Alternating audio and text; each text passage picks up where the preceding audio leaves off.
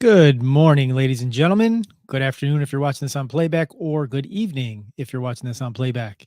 This is Don, the hardest working nobody in Bitcoin. Shortly, I will be joined by Troy and Matt, and we will be talking all things Bitcoin and crypto. Big week. We had a couple of big things happen just this week that have been affecting prices, have been affecting sentiment. So we'll dive into that. I'll jump right into the price as of this moment at 11:21 a.m. Eastern Standard Time on Thursday, September 19th. We have crested 63,000 in Bitcoin. So that puts us about $10,000 away from the old all-time high that was hit about 6 months ago. ETH holding steady at 24.28, and Solana's at 141.85. Want to bring him in? Sure. What's up? Talk. What are you thinking, man? What I noticed is, are we back? We're almost back. Some of my indicators are showing we're in a leverage rally. Excuse me. We're eating octopus out in the jungle for breakfast, for those who like their seafood. But yeah, we're in a leverage rally right now. If you look at the open interest regime for the crypto market, we're in a leverage rally, and typically that leads to a short-tempered rally. What I like to see is more of a spot rally. But yeah, let's enjoy the profits for now. I also noticed that you did a Solana price. Yeah. You're finally. I'm giving it. I'm just saying that for you. I mean, that's more for you than it is for me. Yeah. But sure. Awesome. Yeah, and we definitely have a lot to talk about. Obviously, the Fed cut that happened yesterday, which is one of the many catalysts of today's price action. And we have a whole bunch of news for you guys that stay till the end. So thanks for joining. Yeah. All right, let's jump right into what happened yesterday, because we can talk about what we think it means, what it means for the short term, what it means for the long term. I don't think we talked even offline about what you thought about what they decided on the 50 basis point cut. So yesterday, Jerome Powell and the Federal Reserve decided to cut interest rates for the first time in almost 2 years, and they cut it a half a point, so 50 basis points, which the betting markets had it about 50-50 between 25 basis points and 50 basis points right up until they made the announcement at 2:00. Personally, I really thought they were going to stick with 25. I was actually surprised it was 50. What do you read into that? What do you think? What do you think Powell's thinking? What do you think the Fed board is thinking? What do you think markets are thinking?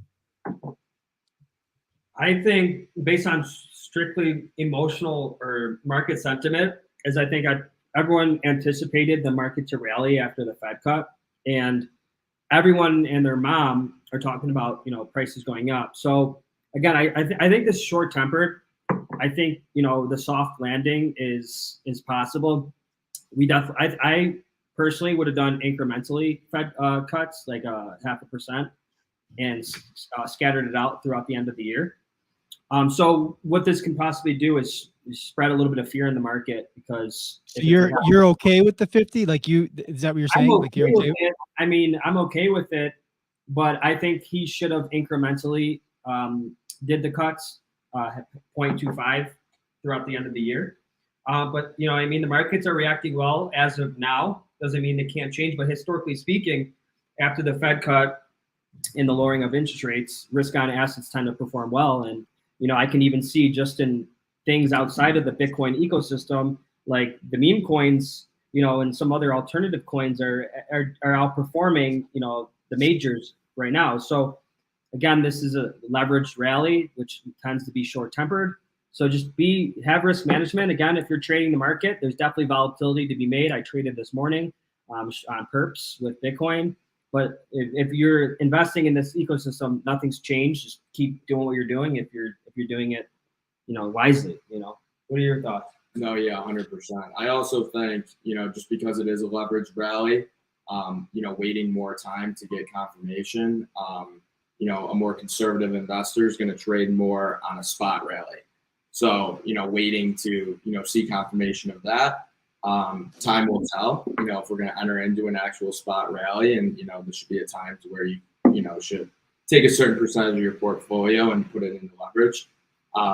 Again, time will tell on that. I'm personally holding off to wait for a spot rally before, I allocate, around 30% of my portfolio, into leverage and, trade on efficient leverage as well, which is around 3x for Bitcoin, 3.5 for Ethereum. Don't quote me on those numbers. I'd have to, look at my systems again. But yeah, trading on, leverage or spot rallies is, really what I'm here to do. But yeah, that's another thing. We're all unique in our own ways. Don's just more of a conservative Bitcoin investor. We do a little bit of trading on the side, which again, we're all different, and that's what makes us unique. So awesome. I will speak to what you kind of started out with talking about, Troy. I think if you look at the treasury markets are basically telling us that the Fed is about 100, but before yesterday, about 175 basis points behind the curve. That the interest rate should be 175 basis points lower than they were before yesterday. So as of right now, they're still 125 basis points lower than the treasury market. So I think waiting and doing these small little 25 is just basically prolonging the inevitable. I think that you rip the Band-Aid off. Honestly, like I think you remember, because we were filming during all of 2022, I was just saying, like, if we're gonna do, when we did those 275 basis point rate hikes in a row, I was like, why don't we just do a full point 2 times or just do the whole 150? Like, just rip the Band-Aid off this. Like, markets are going to be able to handle it. They've been handling it since 2008. Like, most people that are in markets are long markets anyways, because it's the 401ks, it's the mutual funds that nobody's touching for 30 years. So yeah, you're going to have a little bit of short-term volatility from the traders that are going to make erratic emotional decision making. But like, if your goal, and if Powell's goal is to go down 175 basis points and he's doing 50 now, then he does 25 at the next one, or whatever he does, why not just do it all at once and just let the markets just know that the Fed is going to be in control. This is what we want to do. This is how we're going to do it. I honestly think that we're still going to get a recession. I don't think we're getting a soft landing. I don't think we got a soft landing. I think we've already had recessionary indicators along the way this entire time. And I think that there's just been so much mainstream media smoke and mirrors to make us not think that. But I truly believe that we've already been experiencing a recession, and that we're still going to see the remnants of how it really played out once we get through all these rate cuts. So what do you think how the crypto markets are going to react? Do you think we're going to pump? Like, do you think the markets are going to go up before the recession, or do you think the bull market's over? Like, what do you think about that?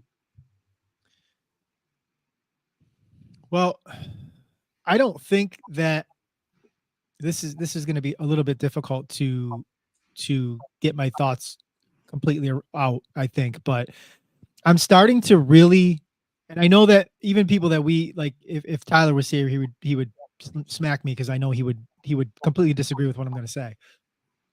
I think Bitcoin is just so much more correlated with the 4-year cycle and the halving, and how the metrics of Bitcoin is set up, than it is with global liquidity, with everything that traditional markets do. I think Bitcoin is just this thing that is just operating outside of this system that we all operate in. It's like you got your TradFi system and everything that is tied to it here. Then you have Bitcoin over here. That's just this thing that's just not a part of all this, although it still reacts to this because it's still so new. But I think the longer that Bitcoin goes, that the more it's just going to do what it does, because of what the metrics and the tokenomics of that coin are, more than what's happening so much over here. And I think even more so as the market cap gets higher. I think it's affected more now only because it's such a small sliver of global market cap. It's like less than 1% of the global market cap. I mean, if we're dealing with a $100 trillion market, which I think we're dealing with more than that, then Bitcoin would be 1% of that. And I think it's less. So as more capital flows towards Bitcoin, you're just going to see that it's going to continue to do what it does every 4 years, no matter what happens in traditional markets. Although what we've been seeing with traditional markets is things are just happen to be, for whatever reason, playing out that, and they're lining up with the 4-year cycle. Like we're about to get liquidity again going into 2025.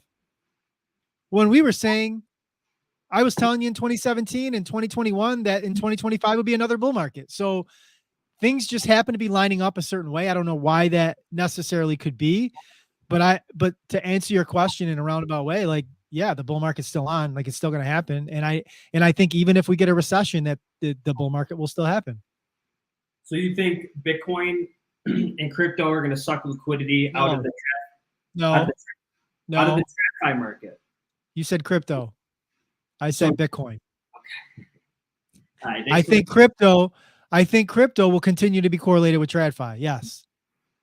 Okay, so let's talk that. I believe.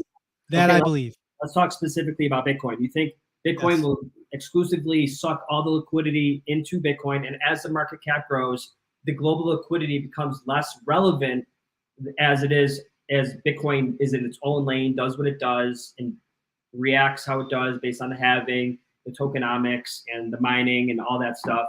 So you think it's in its infancy stage. So obviously, based on history, and you look at the charts, it reacts to global liquidity, and it reacts to the stock market. But you think over time that will become less relevant, and it'll eventually operate in its own ecosystem with its own liquidity that's like in that Bitcoin ecosystem. Is that what Let me give you an analogy. Let me give you a little bit of an analogy. Maybe it'll help make it make sense more.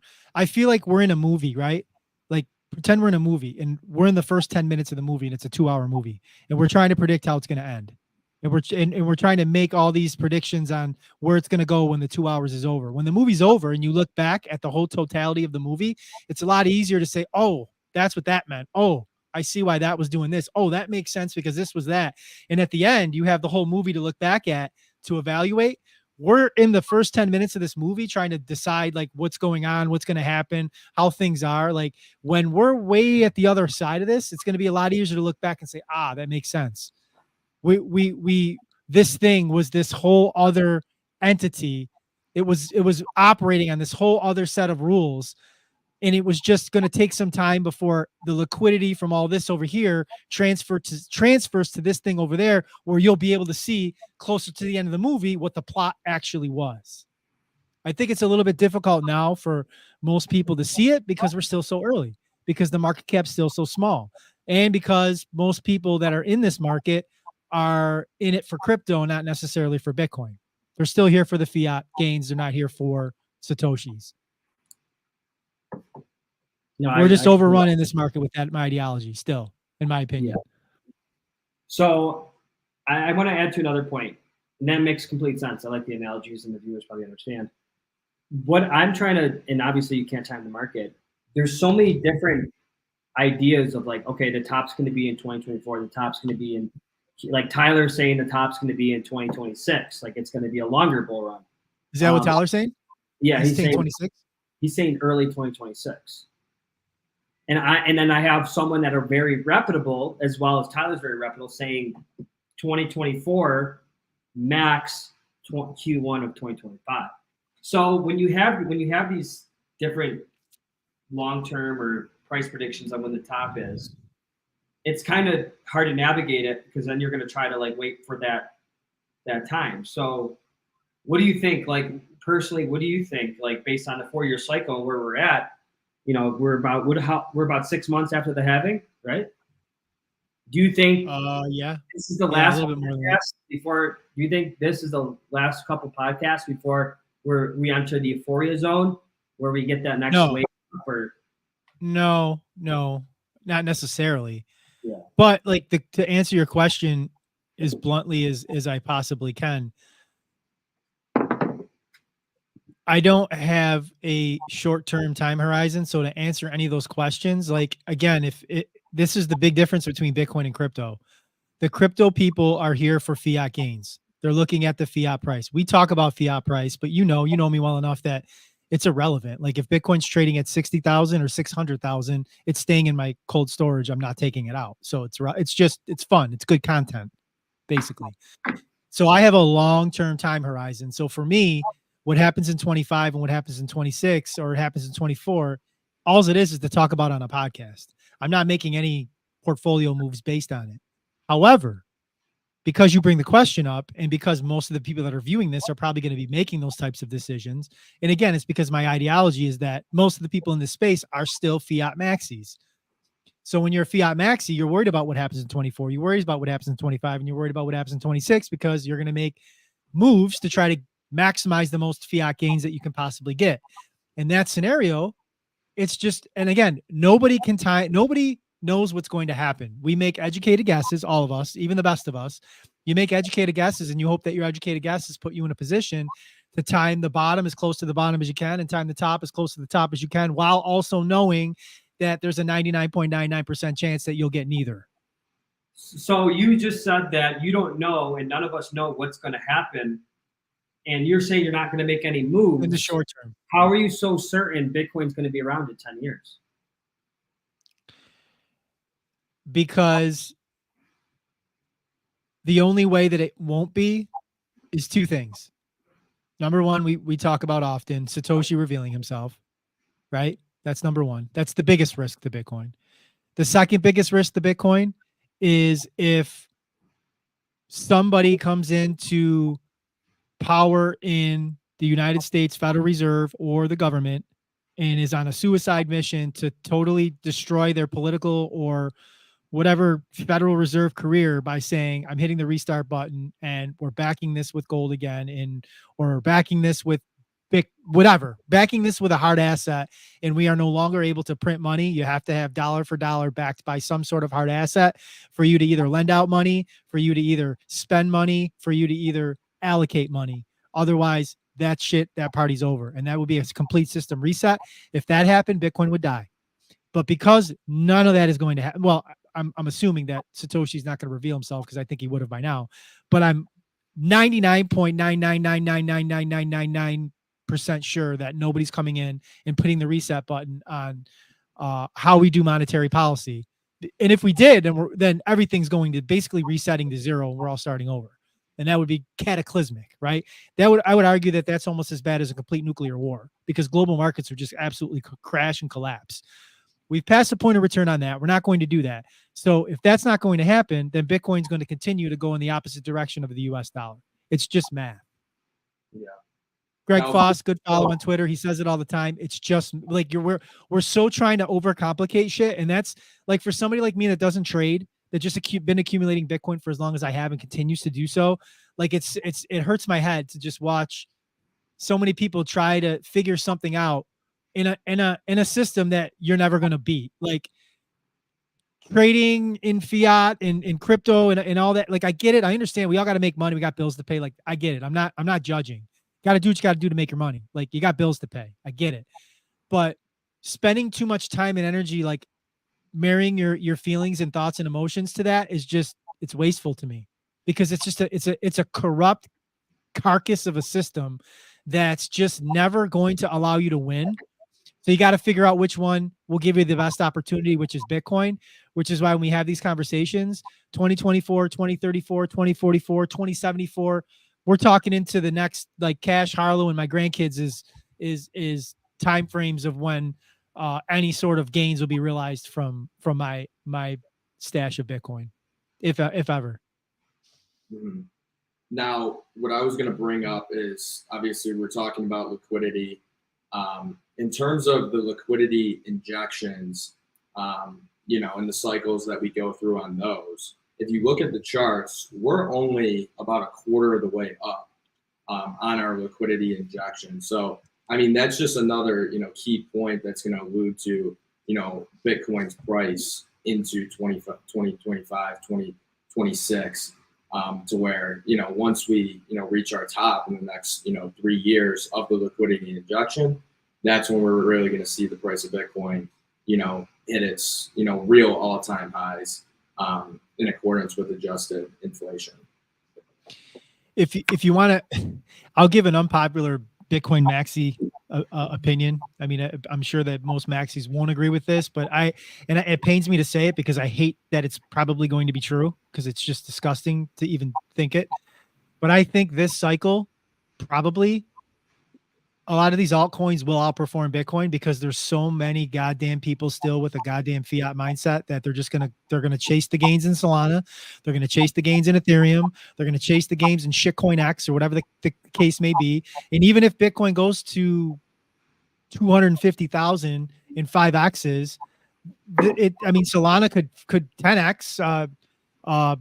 Pick a shit coin could 100x. Like there's going to be coins that are going to outperform Bitcoin that will allow you to get your fiat, hope, happiness, because that's what most people are chasing. So I see a lot of Bitcoin maxis saying that, altcoins are dead, that this is the last cycle was the last cycle that they're going to perform. And I just don't have as much faith in people as they do, because I see the majority of people in the crypto, because that's what we call it, Bitcoin crypto space, are still chasing fiat gains, and liquidity is coming, and it's going to inject into Bitcoin, but it's also going to be dispersed and allocated in other coins as well. And people will see, they'll see what they see the previous cycles of all these altcoins going up. But you'll also see, which we see every time, is people won't know when to get out, and they'll hold on too long. And although they'll get those huge ass gains, they won't know when the right time to get out is, and they won't realize all those gains. Yeah. Because the altcoins bleed much harder than Bitcoin does. And as hard as it is to watch Bitcoin go from 69,000 to 16, there's some coins that went from like $100 to like 3 cents. Yeah, I mean, maybe I'm making that up. I don't know. I don't follow altcoins enough to know, but I'm sure there's a coin out that did something like that, right? I'm sure there's a coin that hit $100 that's worth less than $1 now. And I mean, that's the reality of altcoins. So, you think, oh my God, I just made a 10x. Oh, this is going to get me rich. It's going to retire me. It's like, no, asshole, you just made a whole shitload of money. Get out. Go put some in Bitcoin and go take your wife on a vacation or something. Because if you don't get out, it's gonna bleed 99% like it does every cycle. So, I say that because, like, as a Bitcoin maxi, I want more people to just allocate their funds to Bitcoin and get the hell out of the let these shit coins die. Like, okay, there's gonna be some that are gonna still survive. Like I said, there'll probably be 50 coins that survive, that maybe have some sort of utility. It is just the market will decide that. But for there to be like 40, 50, 60,000 of these shit coins still with value is just shows you that there's just people out there that they love the traditional system of finance. Like, they come in here and say, oh, we're rebelling with crypto. Crypto's a rebellion from the old systems. Like, no, asshole, you're using crypto for the same shit that somebody's using Apple stock for. It's nothing different to that. Nothing different. If you buy Apple stock, Nvidia stock, you put money in a mutual fund, you put money in whatever in the traditional system, putting it in with hat and with coin or whatever these stupid things are, it's no different. You're searching for the same return on your investment. Well, now, there is a smart way to do all of this, though. So following modern portfolio theory, right now, the optimal assets with the least downside for the most optimal gains are obviously Bitcoin, Ethereum, and Solana. So like those are the top three based on modern portfolio theory, which is, hedge fund strategy. Those are your top 3 coins right now. Rotating between them, you're just going to run, a system, a ratio analysis to see which ones are outperforming each other right now. So right now, Bitcoin is outperforming all 3 of them, followed by Solana. So my portfolio consists of 80% Bitcoin, 20% Solana. That could change next week as well. But you said, what is it, 80% Bitcoin? You said what? 80%? 80% Bitcoin. That's good. Correct. Now, it could change, and it could be 80% Bitcoin, 20% Ethereum. I think what Don's trying to say, though, is the ultimate exit strategy is not going into cash and not having the fiat mindset, but rotating, doing what you're trading, doing what your ratio analysis says to do. But at the end of the day, you're going to come home to daddy, which is Bitcoin. And I feel like that's where Don's mindset is. And that's where I feel like he gets like frustrated with the traders and the altcoin dudes, because people are trying to maximize their fiat gains in a system where it's the cost of living is increasing, but you want to protect your purchasing power by not going into the US dollar, but going into the Bitcoin. No, yeah, and that totally makes sense. And then back to the shit coins, the meme coins. I mean, with those, 99% of people lose all their money. So if you're going to enter into doing something like that, you have to have, a strategy, a game plan behind it. You have to be evaluated. And it's not just which ones, you don't just pick it based on the name. You have to run systems based on, at least 15 of these different coins to see which ones are actually gonna, enter into some sort of trend rally, and then get into it then. So you're buying high and you're selling high. That's the strategy behind, investing in shitcoins. If you just think you're gonna buy one, when it first comes out and hope it goes up. I mean, the odds are like you're playing. You might as well go to the casino because you have better odds in doing that. Like you actually do. You have better odds of going to a casino with the 10 grand that you plan on throwing into that and playing blackjack.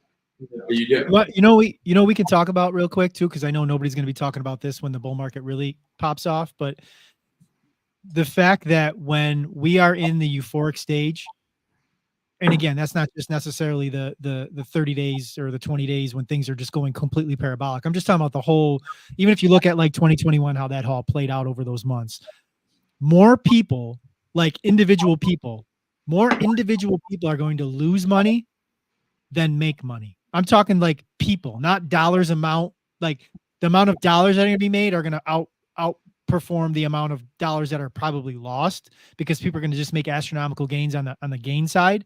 But you're going to see so many people that are going to come in brand new to this space with their $200, $300, $500, $1,000. They're going to put it in the wrong spot when they're going to get rug pulled. Because while your Solana may be running, Bitcoin will be running, Ethereum and whatever the top tier blue chip coins will be running, and if you put money there, they will give you returns on those gains. People coming in with their $300 or $400 aren't going to put it in Bitcoin or Solana or any of those coins to get a 1, 2, or 3x. They're going to be looking for life-changing money that they saw last cycle when some asshole put $300 in Shiba Inu and got 3 million, right? So those people are going to come in and they're going to be prey, and they're going to be eaten alive by the people that are creating Dog with Hat Part 2 or Bull Run Part 4 shitcoin. And somebody's going to create that coin, somebody's going to put their 300 in, they're going to take they're going to be exit liquidity for wherever the founders are, and they're going to lose their money. There's going to be more per capita people that lose in the bull market than people per capita that are making money in the bull market. And nobody likes to talk about that. Like, yeah, the bull market is like a time where everybody should be making money, but they're not, because not everybody's educated, and because people come in with the fiat mindset. So they search for, it's like when you go to the casino, you play the games with the worst odds, because the worst odd games give you the best chance to return on your money. I want to play the game that's got the 100-to-1 odds over here instead of blackjack, where I only win my money, or 3-to-2 if I hit blackjack. That's not fun. I don't want to win the $20 I bet on that. I want to bet my 20 and potentially win 100 over here. But then 99 times out of 100, they take my $20. You see what I'm saying? So many people will come in with that mindset of trying to strike it rich with whatever little bit of capital that they have. They're going to get burned with some sort of meme coin or some sort of bullshit coin that's created in the 2025 cycle that we haven't even heard of yet, by some founder like those assholes in Picoin potentially that may do something like that. Like, you know what I'm saying? And they'll come in and lose money, and you'll see more. You might see, I'm just purely throwing numbers out there. This isn't factual. I'm just making a point. You might see 1,000 people make money, and you might see 10,000 people lose money, but the 1,000 people may make $1 trillion, and the 10,000 people may lose 100 million, just for the sake of my argument. Does it make sense? I don't know if you're lagging, but you're lagging hard on our side. We're both lagging. Give it a second. Okay, I definitely want to move on. Bitcoin ETFs. I think that's a great topic of discussion. BlackRock's IBIT ETF is now the 3rd largest in terms of capital inflows. A Bitcoin ETF is the world's 3rd largest. We did come a far way. Like, you have to let that sink in. This is bigger than I think people realize. You know what I mean? I think, especially those TradFi guys, like the gold ETF, for example. Like, dude, Bitcoin is freaking sucking in so much liquidity in the TradFi markets. Do you think ETFs are good for Bitcoin, or do you think they're not good? Long term, not good. And why do you say that? And short term, they're good because it's getting attention on Bitcoin, but like simple answer. I mean, we just talked about it. When you own a Bitcoin ETF, what do you own? You own paper contracts. You own fiat. You don't own Bitcoin. Right. So it's no different. It's no different than owning Apple stock. But what about the hedge funds and the institutions that have to buy up the Bitcoin reserves to back that paper contract? doesn't that create more demand for Bitcoin? You have centralized players that are holding on to those coins Yeah. for customers, and the customers who have paper contracts for those coins never actually hold the coins and don't have the self-sovereignty available to them that Bitcoin affords people that do. So it's good for people that own Bitcoin now, but it's not good for people that don't own Bitcoin or they own the Bitcoin ETF. I don't think it's good for anybody.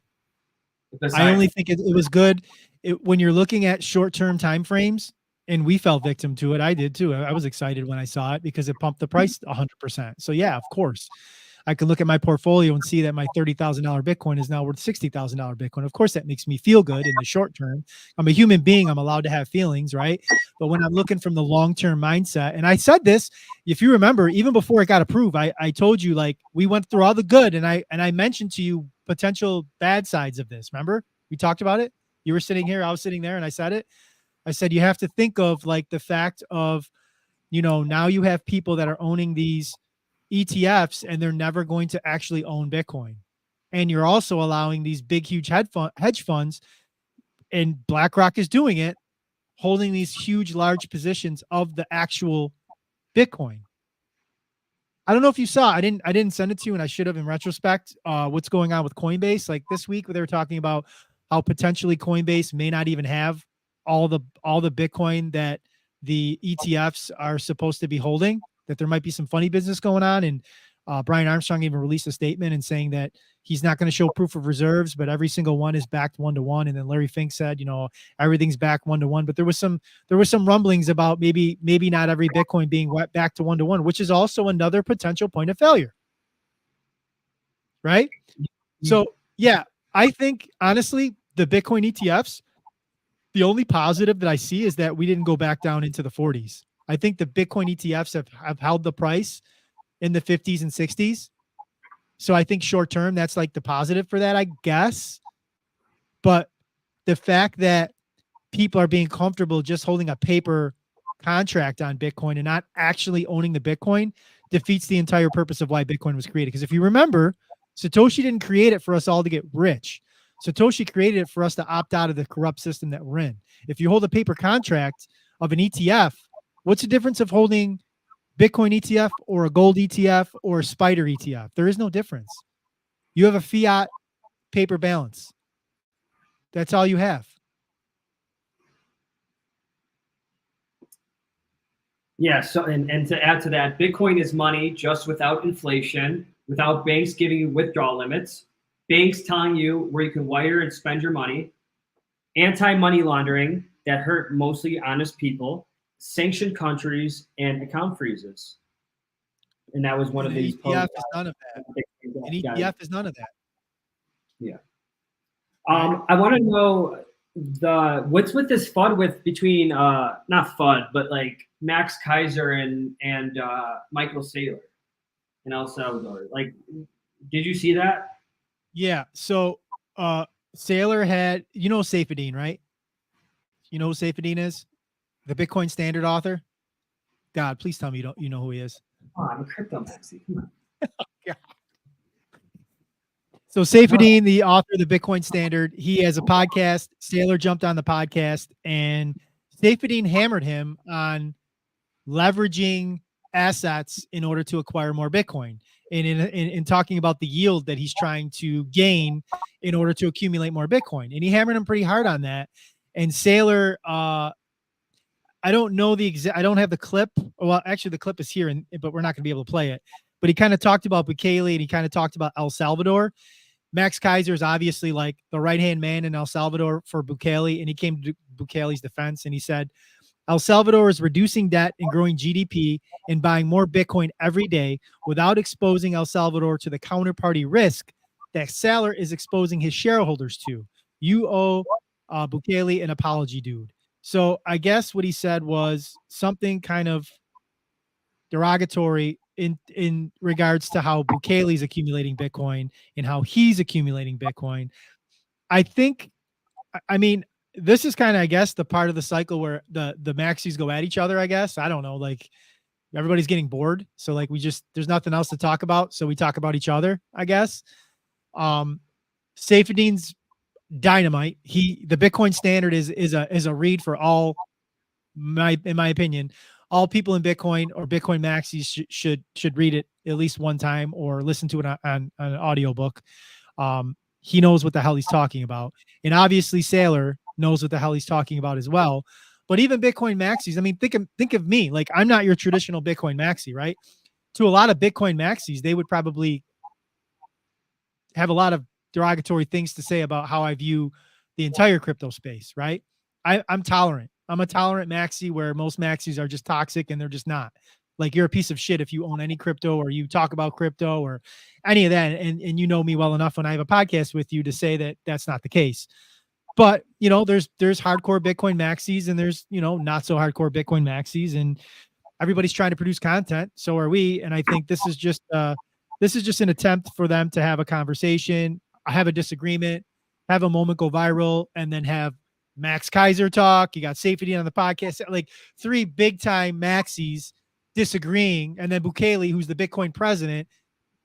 I mean, the guy that it got retweeted 483 or 71 times. It's been retweeted. So people are engaging with it and its content, and there's not a lot really going. I mean, yeah, we're at 63K and we were at 58K a couple of days ago, but in the grand scheme of things, we're trading sideways. So there's not a lot to talk about in terms of that. There's nothing really super brand new happening in the space. So to me, it's content. I think it's just and I think it was good content. It's good to see people disagree. Healthy disagreement is always good, right? You don't want to be in an echo chamber, even as a Bitcoin maxi. Like, I don't want to be in an echo chamber where everything I say is gospel and I won't listen to what anybody else has to say. I mean, for God's sake, me and you have a podcast and we ideologically think different about this space. And it's good for us to both hear the other side of things and to stay sharp by doing that. Right? I think that's completely true. Having healthy debates, and sometimes, like, especially on Twitter, I like to seek the opposite opinions, because there's a lot of times there's things I wouldn't think about. You know how many times I've gotten wrecked on coins because I refuse to view the opposing side, and I would just get my ego involved. So I think that's cool. And I again, we are in the boring zone, so this is great content. But obviously Sailors are freaking. Yeah. Here's the first comment under it. And I don't 100% agree with it, but I see the point of view. So I'm going to read it to you really quick. I understand the maxi point of view here, but why are we only allowed to self-custody and hodl? That is like JD Rockefeller finding his oil fields and never using them, or Andrew Carnegie with a warehouse of steel. I think the next class of wealthy individual Bitcoiners should be exploring opportunities to generate yield. I see why he said it, and I think it's different when Don or Troy or anyone else is thinking about trying to generate yield, because the risk is so much higher for us than somebody like Michael Saylor, who's got a $20 billion company that he can leverage to gain yield on his Bitcoin. Right? I mean, for him to be margin called, it's like $3,000 Bitcoin. And even at that, he could like sell more MicroStrategy stock and avoid being margin called. So when you have that huge ass asset like that, it makes it a lot easier to generate yield than somebody like me or you, who has to look for a platform and hope it doesn't FTX or Genesis on us and we lose our coin. Yeah. You know what I mean? What's Sailor's liquidation price? $3,000? I know when 2022 was happening, people were saying it was I mean, he's bought since at higher prices, so it's probably different at this point because he's always buying the top. But during 2022, when the price was at like 16, I think it was like $3,000, but he could have took the option to leverage more, to buy more, to lower that and avoid being margin called. So, I mean, he's probably in the teens now. I mean, honestly, like you can't see the future, but I think the odds of him ever being margin called at this point are almost zero. His cost basis is so low. He has so much. I mean, worst case scenario, he sells some Bitcoin to not lose it all. I mean, if you own 200,000 Bitcoin and you got to sell 10,000, you still have 190 and you're not losing it all. Like, you know what I mean? I mean, I'm not an expert on leverage by any stretch of the means, so don't take anything I say as any sort of gospel. But I mean, that's how I would assume and see it. That's why I don't leverage trade, because I don't know what the hell you do with that. Yeah, no, I have to use certain platforms and put trust in third parties for me to take leverage. And my liquidation price is in the 20s. But yeah, I definitely think if you use leverage efficiently, like it's a smart play. You just can't be like taking the lever and going 20, 30x. You know what I mean? He's probably, what's his leverage? Is he using like 3x? Do you know, or do you not know the numbers? He's getting loans. He's getting loans for like 0.6%.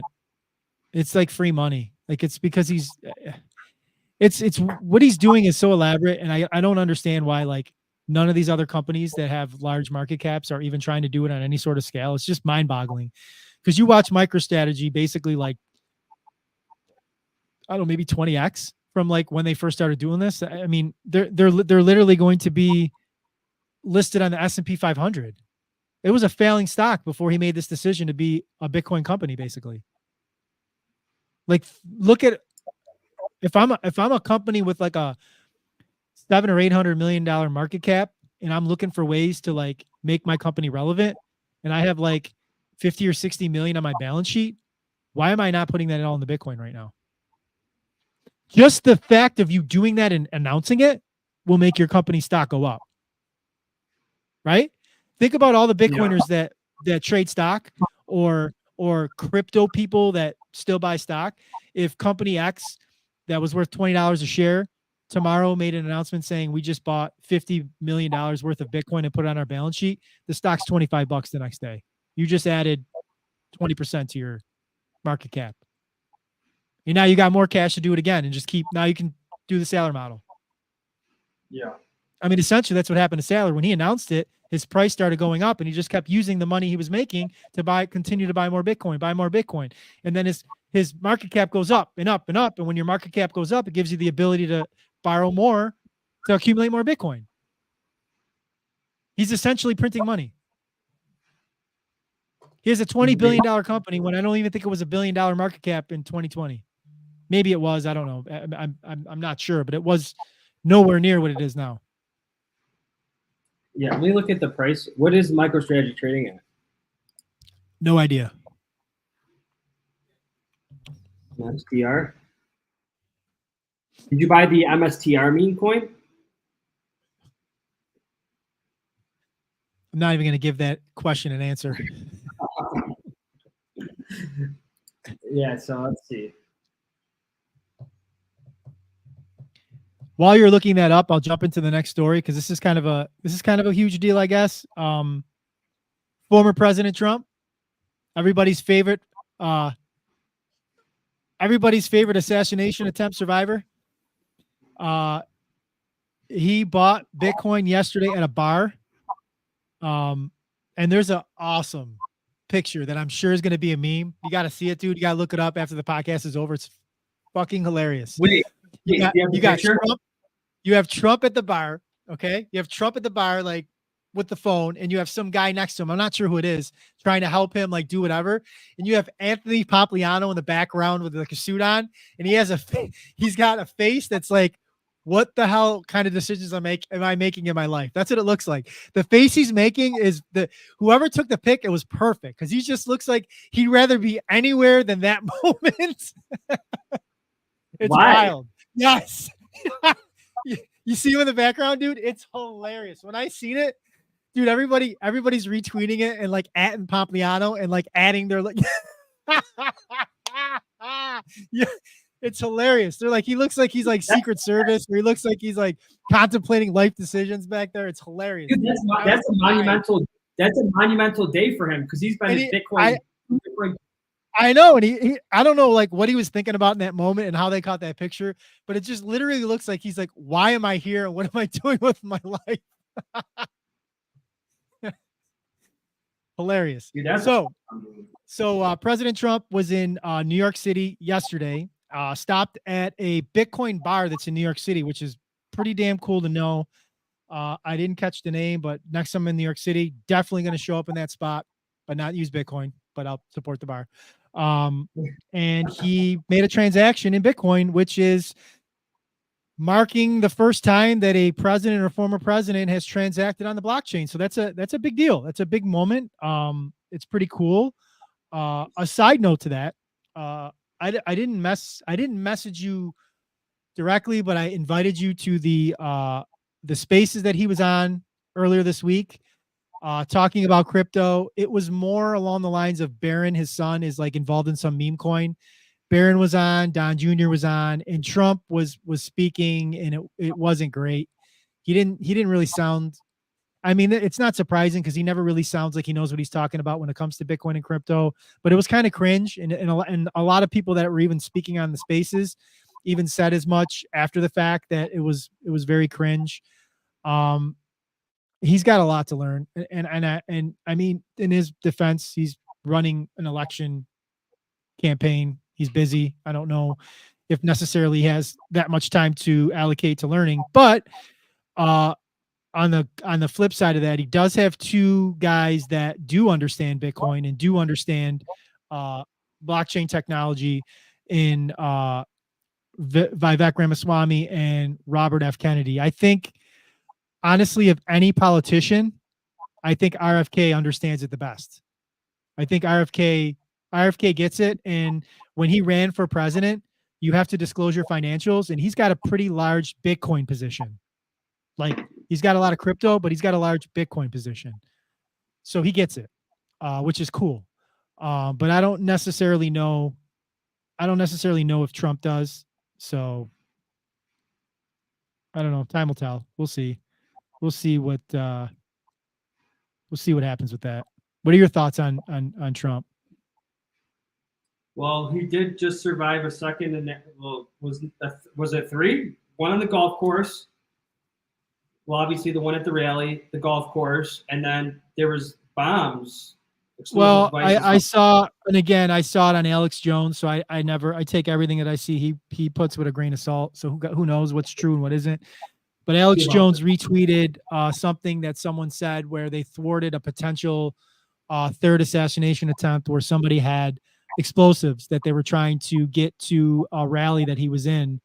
I mean, it's hard to at this point, it's hard to like discredit that type of stuff. I mean, it's pretty wild. He spoke. What I do like seeing out of all of this, which I think is getting glossed over.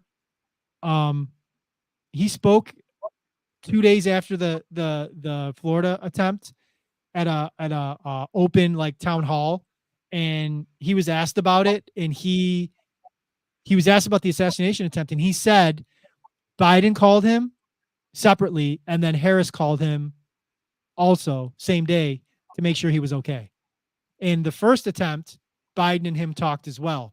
So as crazy as politics are getting, as bipartisan as things are, and the fact that he wasn't asked if Biden called him, but he just said that they both called, is kind of like, I like seeing stuff like that, even though ideologically I don't agree with anything on that side. The fact that they're picking up the phone and the fact that he's making it enough of a mental thought to say that, to be like, hey, like, we're still human beings here. Like, we completely ideologically agree. We may not even really like each other, but like, I don't want to see Biden get killed. I don't want to see Harris get killed. And they're also telling me they want to see me get killed. You know what I mean? And I just don't, the thing that is just troubling is like, you get into the talking points and you see, you know, even Harris like talking about how he's a threat to democracy, or how like they use these buzzwords, and I don't think they mean like go kill him. I mean, I know that they don't mean that. I'm not saying I think that. You just get caught up in this word salad of buzzwords, and you say certain things, and psychotic people are going to take it to mean something that you don't mean it to mean, and then it puts people in danger. And Trump has said some things about Biden and Harris that some crazy right guy could take as a call to do that. I mean, look at January 6th, right? I think January 6th is fair to say that Trump made a statement that didn't say, hey, go take your pitchforks and go rush the Capitol. But he's like, we're fighting for democracy. And the crowd took that as, let's go storm the Capitol, which he didn't say. But you had people that were very emotional in that moment and took that to mean that was a call to go do something that obviously he didn't tell them to do. Right. So when things get so political and so divided, the littlest thing you say about the other side to the wrong demographic means let's go to war. You know what I mean? So I think it's good. It's good to see that Biden and Harris are making, at least like keeping the lines of communication open to say, hey, dude, like, be careful. Like, things are getting testy and stuff, but like we don't want you to die. And the fact that Trump thinks it's good enough for them to do that, to mention that, to say, hey, like they don't want me to get killed here. So like, what are you doing? They're not telling you to kill me. So stop trying to kill me. You know what I mean? Like, so I don't know. That was a sidebar to this whole thing. I get nervous. The last thing I want to see is, Biden get killed, Harris get killed, Trump get killed, any politicians get killed, because that will be the wrong catalyst for something that none of us want. That's bad for everybody. If somebody takes out Biden, that's bad for all of us. If somebody takes out Harris, that's bad for all of us. And obviously, if somebody takes out Trump, that's bad for all of us. Even RFK, if somebody killed RFK, if one of these major political figures got taken out, man, that you're going to see, that's the black swan event none of us want. That's the black swan event none of us want. That'll be bad for everybody, no matter where you fall on the political spectrum. No matter how you feel about that person's ideologies, it will personally be bad for you if you're an investor in markets, in my opinion. Do you think that would lead to war? Or at least a civil war? I'm not as worried about war as I am about markets blowing up. Yeah. That is war. That is war. See, you think not everybody's not everybody's built to fight. Like, everybody's worried about war, but like, who's fighting it? Not to be an asshole and no disrespect, but your generation is full of pussies. Just to be straight up. I'm not worried about your generation. You guys aside, your generation has safe spaces and colors their hair purple. I'm supposed to be afraid of that? Like, what are we doing here? Honestly, like, who's fighting? I love when people say, like, we're gonna have a civil war. I'm like, who's fighting it? Who's standing up and fighting the civil war? I'll fight it. Everybody put masks on and complied in 2020. So, like, who's fighting? Dude. I'm worried about markets. Right. The civil war, I'm not worried about, because I don't think enough people will fight. There's too many weak people out there for me to worry about. Like, people I think the ones that are down and wanna and will do work will intimidate enough people where nobody's gonna make moves. In my opinion, it's just some guys larping on a podcast right now. I don't mean that's necessarily be the case. That's just my opinion. But the bigger concern for me would be the global shakeup in markets that would occur if a sitting president was taken out and assassinated for the first time since who was the last one? Was it McKinley? Was it one of those guys was killed? Was it McKinley that was killed? Kennedy. That's Jesus Christ, one of my favorite presidents. Jesus. Yeah, John F. Kennedy. The last one since John F. Kennedy. That would be huge. And then if Harris or Trump got taken out, literally month and a half before an election, that would just be cataclysmic. I don't want any of those scenarios to play out. I worry, honestly, I worry more about that than anything else. When I heard Trump got shot, like, initially my wife was looking at the phone. She's like, Trump got shot again. The first thing was like, oh my God, please don't be dead. And I don't even like Trump that much. Like, I've been vocal about that. Like, I don't think I'm not a MAGA guy. Well, but I was like, oh my God, please don't be dead. When Reagan was shot, he didn't die, obviously, but when he was shot, the markets kind of like, they went crazy for that day. Oh yeah. And then when it turned out he was okay and he was responsive, then the market stabilized the next day. But like that, there's a lot of bad things that happen when a head of state, I don't care which country it is murdered or assassinated or dies. Like, there's a lot of bad things that happen in the markets. There's a lot of just in general. It's a scary time, for everyone. I don't care what your political. Yeah, people forget about 9/11, the market reaction to 9/11, because 2008 and 2020 happened. But like, how many days did they shut down the market? It shut down that week, I believe. I want to say that they did not open back up until Monday of the next week. Right. Tuesday it happened. Obviously, they closed the market that day, and then planes were grounded for 3 days. And I know that because one of my best friends was supposed to fly the 13th of September. He couldn't fly because the airports were closed, and I believe that airports opened before the markets opened again. So when the market opened, it was like a cataclysmic dump. So and you got to remember, let's say we go 2002 was a recession as a result too. hear me? What Can did you hear say, me? Troy? You froze. So, like, but let's yeah, say we I see now. Go ahead. let's say we did go into nuclear war, they could just close the market down the whole time. If we go into a what? But if we go into war, they're going to just shut down the market. The crypto market. No, they're not Yeah. for a war, not for a regular crypto. war. I mean, they didn't close the markets down during Afghanistan war. They didn't close the markets down during World War II either. Like the only way is if something happens on U.S. soil. If something happens on I think on D-Day they closed. They might have closed the market on D-Day. I don't actually know if they did or didn't. Pearl Harbor. There are certainly times when the market gets closed. Sometimes they're weather related. Sometimes, like if a hurricane hit New York City, they're gonna shut down Sandy, the wall. Sandy, there they are shut times it down for like Sandy. the snowstorm. Like there are times that they can close the market if they have to, and sometimes they do it because of something. 9/11, like a major terrorist attack, things like that. They're gonna which is good for everyone that they do that. They don't want panic, and it's good that they do it very rarely, but they can. They do have the circuit breakers too, where if the market goes 7% in either direction, that they can stop trading momentarily. And I believe during 2020 and COVID, they had a day where they had to stop it 3 times, and they closed the market sometime in the afternoon around 2:00. They just shut it down. They closed for the the Japanese market when there was that nuclear meltdown at that one power plant. They had to there's certain things because again, it's a natural or environmental disaster. Yep. Yeah. So that's the fear that I have more than anything is taking out one of these political figures, because that would be really bad. That would be the black swan event that would just throw everything into chaos. People would panic more than you've probably ever seen. I mean, levels of 2008 panic, I would assume.